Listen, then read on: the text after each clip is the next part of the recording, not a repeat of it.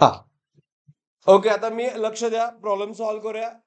एक systematic वेने solve करूया. बघा लक्ष द्या, क्लिअरली चेक करा.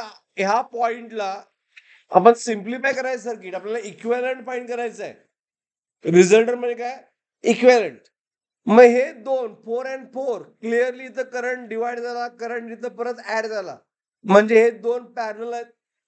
मग याचा सीपी फाइंड करताना पॅरललचा नंबर आहे 2 इंटू इट्स व्हॅल्यू किती 4, त्यामुळे याची व्हॅल्यू काय येते 8 मायक्रोफॅरेड. ह्या दोनचा आपण फाइंड केलं. Got it? मग सर्किट कसं आलं? हा 8 ए बसून काल हा 8 युनिट लेत नाही आता काय. त्यानंतर हा रेक्टँगलचा पार्टचा पुढचा 8 बरोबर, प्लस खाली दोन 8 8 आहेत.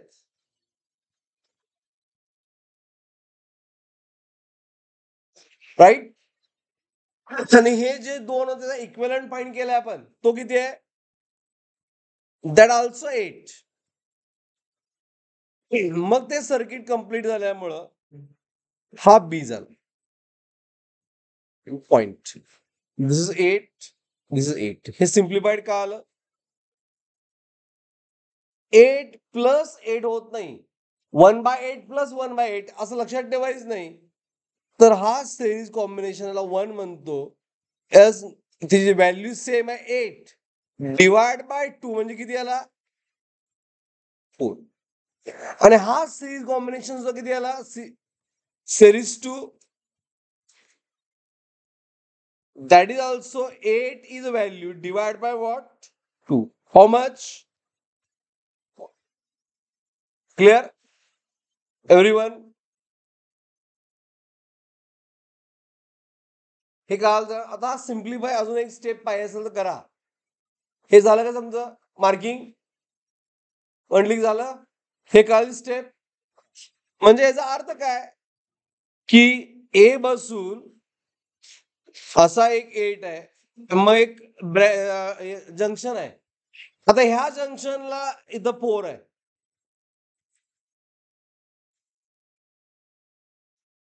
आणि इथं बी. आता 4 आणि 8 काय झालं असतं? हा 8 आणि 4 असं एवढं सर्किट असतं का? सिरीज झालं असतं. पण असं नाहीये. अजून एक ब्रँच आहे आणि अशी कनेक्ट केले.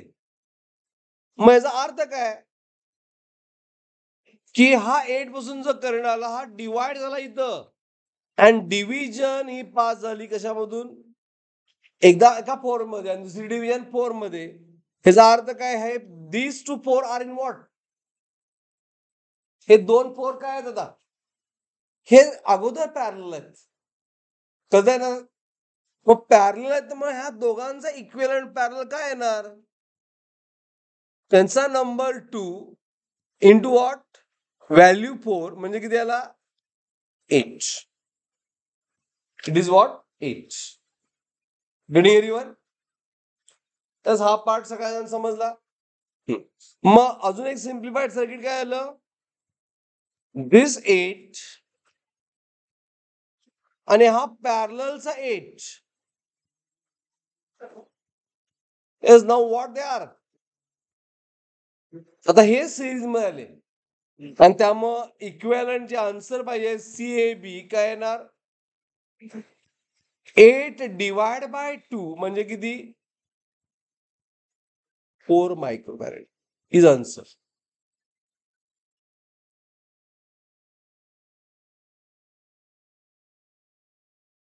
अंडरस्टूड?